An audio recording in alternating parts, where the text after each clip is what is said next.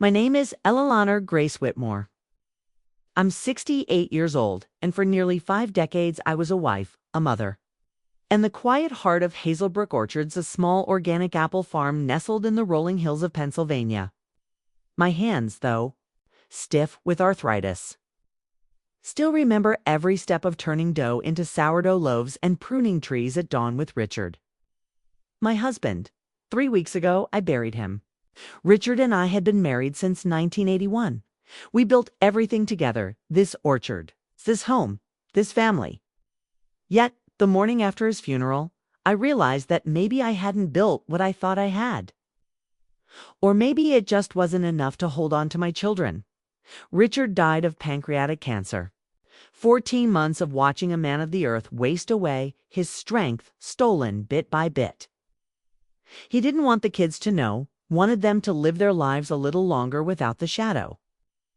He whispered to me one night, his voice thick with morphine, because I loved him. I agreed.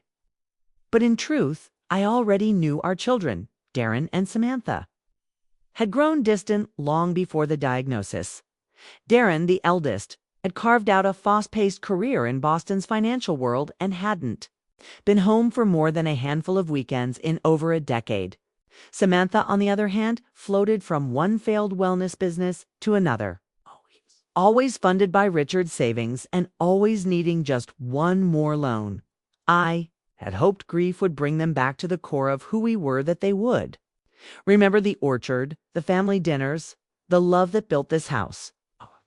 But when they arrived for the funeral, I didn't see children mourning their father. I saw professionals calculating an estate. The night after the funeral, I sat alone, in the kitchen staring at the worn wood of our dining table. I told them we could sort through Richard's things together the next day. It was a small gesture, a mother's way of making space for memory, but they had other plans. The next morning, sunlight spilled through the lace curtains. Richard and I had picked out together 30 years ago. I made coffee the simple kind Richard liked, not the imported blend Darren had brought from Boston, and waited at the kitchen table. They came downstairs dressed sharply. Darren in a blazer, he didn't bother to remove Samantha in a silk blouse and perfectly curled hair. They looked like they were heading to a business meeting, not sitting down to remember their father. Mom, Darren began, placing his coffee, mugged down with the same practiced precision I'd seen in his father. We've been talking. Samantha glanced at him, then at me. We think it's time to start settling things. The estate, the business, the house. I blinked, unsure I'd heard right. Settling. It's practical, Darren said. You can't run the orchard alone. And the house sits big, Mom. Too much for someone your age. My age. The words sat heavy in the room. I had pruned those trees beside Richard through blizzards and heat waves. I had handled payroll when we couldn't afford an assistant, baked pies for fundraisers, driven tractors, delivered crates to food banks. We want you to be comfortable, Samantha added, her voice smooth like a sales pitch. There's a wonderful retirement community 2 hours south. Sunnyvale Estates activities, friends your age. I stood to clear the breakfast plates, needing motion to hide my shaking hands. Then Darren pulled out a folder.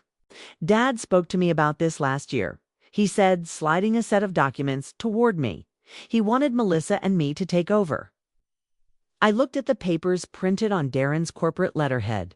Richard's signature steady, too perfect. You twinked. Hadn't written that clearly in months, not since the morphine.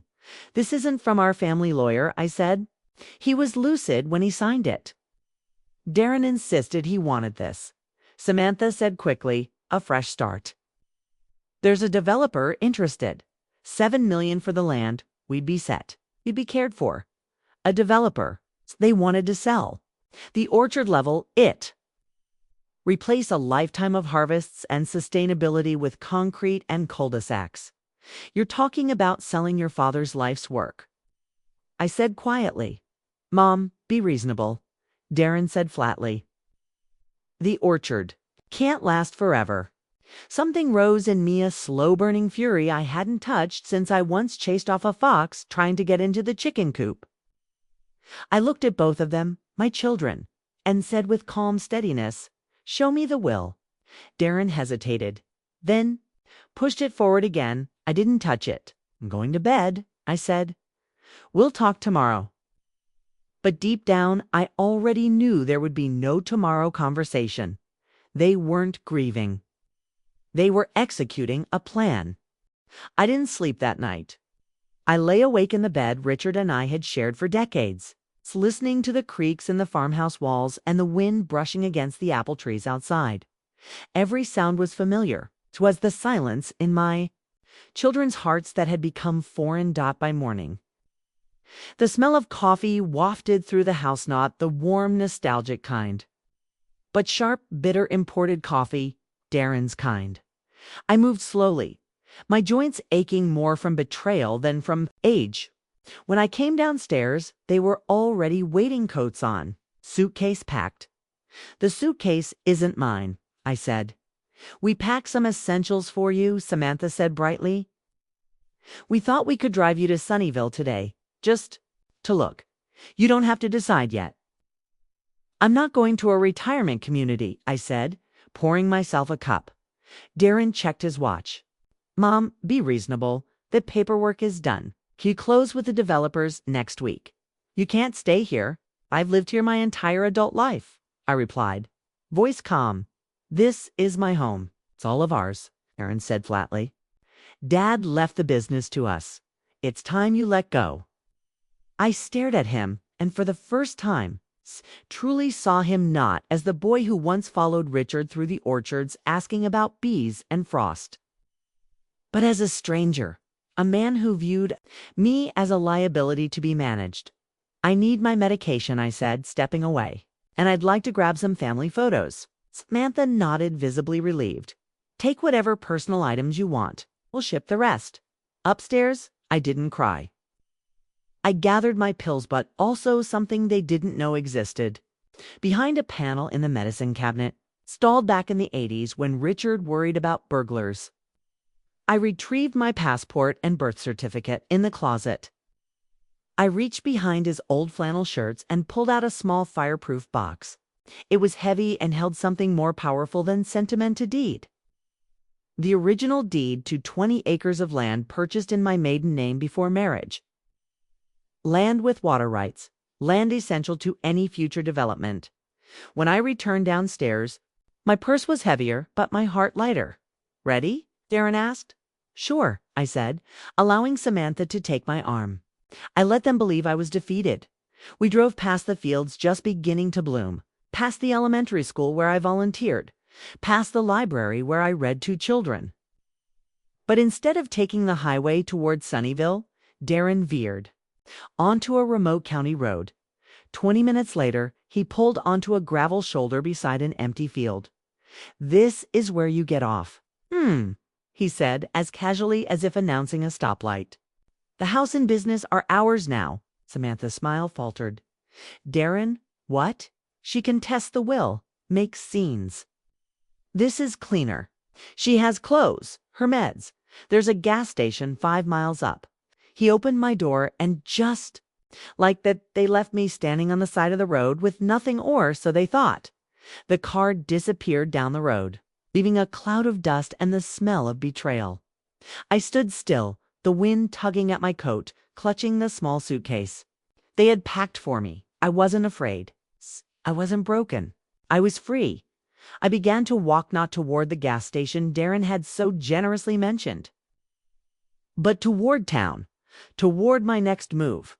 My flats weren't made for gravel roads, and the early spring sun was already warming the back of my neck.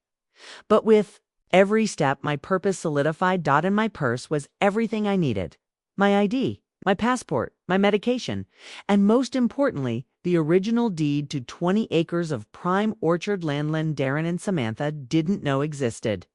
Land I had purchased in my own name before Richard and I married. It was a precaution back then, just in case the business didn't survive. Richard called it our just-in-case safety net. Now it was my lifeline.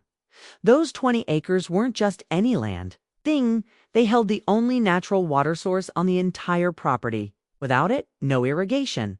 Without irrigation, No orchard. No development. My children thought they had cornered me. But they didn't understand the soil beneath their feet. They didn't understand the weight of legacy. Kay did. After nearly 2 hours of walking, my feet blistered and aching, I reached the edge of Hazelbrook and the familiar sight of Miller's Gas and Grocery. It was small, old-fashioned, unchanged, a place where people still called each other by name and paid in cash. I sat on the bench outside and watched the cars come and go. I didn't look like much, just a tired old woman with a suitcase. But I had something far more powerful than they ever would. The truth. Ray Miller stepped out from behind the counter. Wiping his hands on his apron, "Mrs. Whitmore," he said, brow furrowing. "You all right? You look a little pale." "It's just resting, Ray." "Been a long day," I said. He looked at the suitcase beside me, then back at me with concern. "Real? Sorry about Richard. He was a good man." "Yes." I nodded. "He was." He hesitated, then asked gently, "You need to use the phone if it's not too much trouble." He led me inside, past the shelves of canned peaches and discount cereal, to a small office in the back. I dialed the number from Memory Hour family lawyer, Harold Jennings. "Naomi," he answered on the first ring, surprised. "I've been trying to reach you. I expected you at the will reading." My grip tightened on the receiver. "What reading?" There was a pause. Darren presented a will. "I had concerns. It didn't match the file your husband and I updated last year. I need your help," I said, voice clear, "and your discretion. You have both. My office." I hung up and turned to Ray. "Do you sell prepaid phones?" He nodded. "A few." "Want one, please, and a bottle of water." He refused to take my money. "On the house, Mrs. Whitmore. You need anything else? You just say the word." His kindness nearly undid me, but I didn't cry. When I buried Richard, I wouldn't cry now. I had work to do on. I wasn't finished yet.